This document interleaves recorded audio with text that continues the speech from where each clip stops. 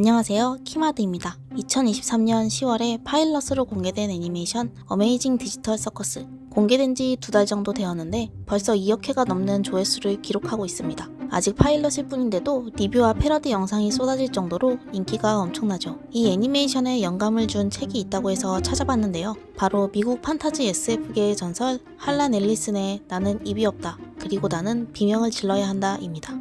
이번 영상에서는 나는 입이 없다, 그리고 나는 비명을 질러야 한다가 어떤 부분에서 어메이징 디지털 서커스에 영향을 줬는지 줄거리와 함께 살펴보려고 합니다. 할란 앨리슨은 1934년 출생, 미국 출신의 작가입니다. 국내엔 비교적 많이 알려지지 않았지만 미국에서는 상당히 많은 작품과 화제성을 몰고 다닌 작가라고 합니다. 평생 1700여 편의 작품을 발표했고 특유의 날카롭고 절망적인 분위기가 독자들에게 많은 충격을 줬다고 합니다. 꿈도 희망도 없는 비극적인 상황 속에서 절망과 유머를 같이 녹여내는 문체가 인상적이었는데요. 나는 입이 없다, 그리고 나는 비명을 질러야 한다는 아작 출판사에서 나온 할란 앨리슨 걸작선 3권 중 2권에 나오는 단편 중 하나입니다. 페이지 수로 따지면 25페이지로 비교적 짧은 단편입니다. 애니메이션과 소설은 크게 2가지 공통점을 가지고 있습니다. 1. 디지털 세계에서의 이야기.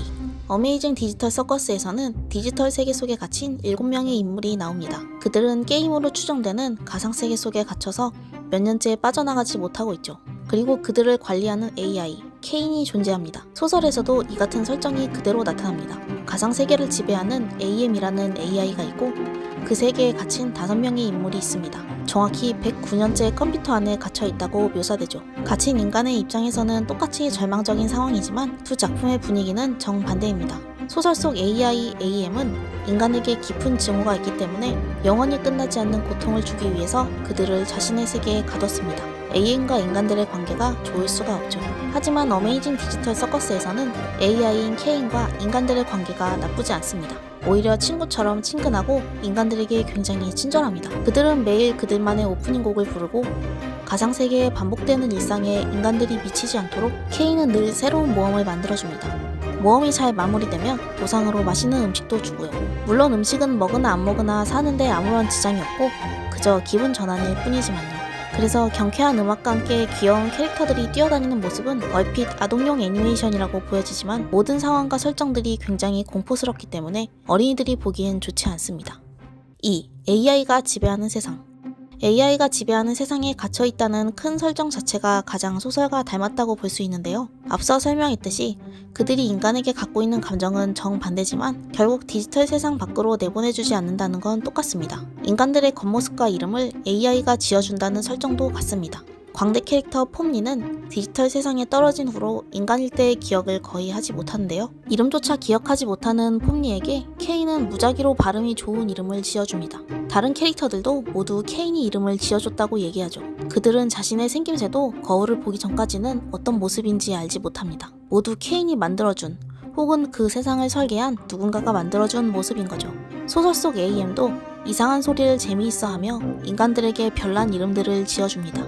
생김새는 원숭이처럼 만들고 무기력하고 공포에 떠는 성격으로 바꿔버리기도 합니다. 인간일 적의 기억은 없고 모두 AM이 부여해준 이름과 모습을 가지고 있죠.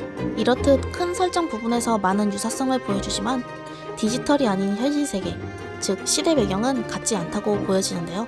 어메이징 디지털 서커스에서는 애니메이션 도입 후 화면이 4:3 비율 SD 화질로 묘사됩니다. 그리고 작중에 나오는 컴퓨터는 구형 CRT 모니터이고 폼니는 그냥 헤드셋을 쓰고 이곳에 들어왔다고 말하죠. 그래서 시대 배경은 90년대 말이나 2000년대 초 정도가 아닐까 추측됩니다. 소설 나는 입이 없다, 그리고 나는 비명을 질러야 한다에서는 이미 3차 세계대전이 발발해서 전쟁에서 이기기 위해 AI를 개발했다고 설명합니다. 너무 고성능이라 결국 AI 스스로 자아가 생겨버렸죠. 그러자 자신은 그저 만들어져서 존재하는 것일 뿐이고 컴퓨터라는 금속과 전기만 있다면 영원히 움직이지도 죽지도 못하는 신세임을 자각했습니다. 그게 바로 AM이 인간에 대해 씻을 수 없는 증오가 생긴 이유였습니다. 모든 인류를 몰살시켰으나 AI를 개발했던 5명의 인간만은 자신의 증오를 풀 대상으로서 살려둔 것이었죠.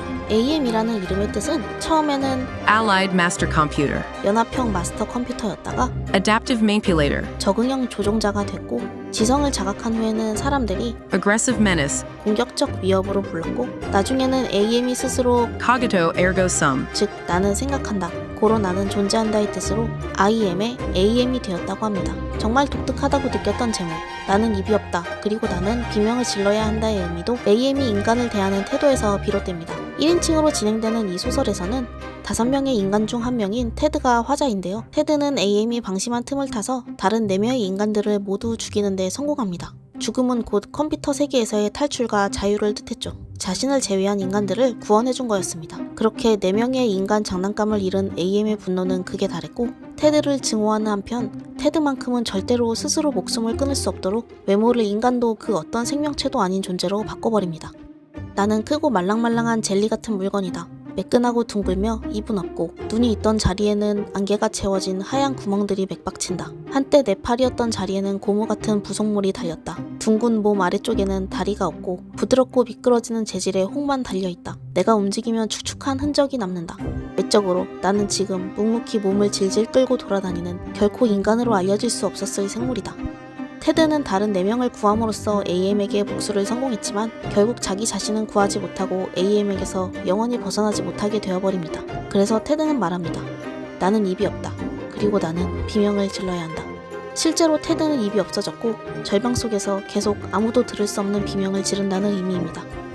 소설 속 AM은 미래 시대에서 발달한 기술로 인해 생겨난 재앙 같은 존재인데요. K는 어떤 역할을 하는 AI일까요? K는 탈출구를 자기도 만들 수 없다고 말합니다. 모든 세상을 지배한 AM과 달리 K는 아직 현실 세계의 누군가에게 명령을 받는 상태라고 짐작됩니다. 그래서 K는 역시 디지털 세계의 규칙에서 벗어날 수 없고 인간들을 관리하며 같이 노는 것만이 할 수 있는 전부인 게 아닐까요? 확실한 건 이미 단편으로 완결이 난 소설과는 다르게 어메이징 디지털 서커스는 아직 정식 시즌도 나오지 않았기 때문에 앞으로 펼쳐질 이야기들이 무궁무진하다는 겁니다. 큰 설정으로 보면 비슷한 부분이 눈에 띄지만 세부적으로는 다른 점이 더 많은 두 작품. 어메이징 디지털 서커스의 결말에서는 탈출이라는 희망이 나오지 않을까 기대해봅니다.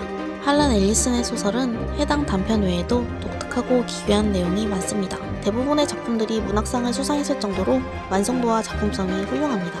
판타지 스릴러나 SF에 관심이 있으시다면 재미있게 보실 수 있을 거예요. 하지만 충격적이고 선정적인 묘사가 많기 때문에 미성년자에겐 권하지 않습니다. 영상을 시청해주셔서 감사합니다. 다음 영상에서 또 뵙겠습니다. 키마드였습니다.